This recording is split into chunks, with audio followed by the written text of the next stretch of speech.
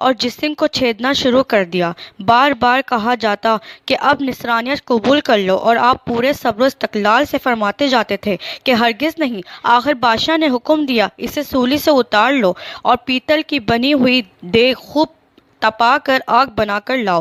چنانچہ وہ پیش ہوئی۔ بادشاہ نے ایک اور مسلمان قیدی کی بابت ان کو حکم دیا کہ اسے اس میں ڈال دو۔ اس وقت حضرت عبداللہ بن حذیفہ رضی اللہ تعالیٰ عنہ کی موجودگی میں آپ کو دیکھتے ہوئے اس مسلمان قیدی کو اس میں ڈال دیا گیا۔ وہ مسکین صحابی اسی وقت چرمر ہو کر رہ گیا، گوشت پوست جل کر رہ گیا اور ہڈیاں چمکنے لگیں۔ پھر بادشاہ نے حضرت عبداللہ رضی اللہ تعالیٰ عنہ سے کہا، دیکھو اب بھی وقت ہے، بات مان لو اور ہمارا مذہب قبول کر لو، ورنہ اسی آگ کی دیگ میں اس طرح تمہیں بھی ڈال کر جلا دیا جائے گا۔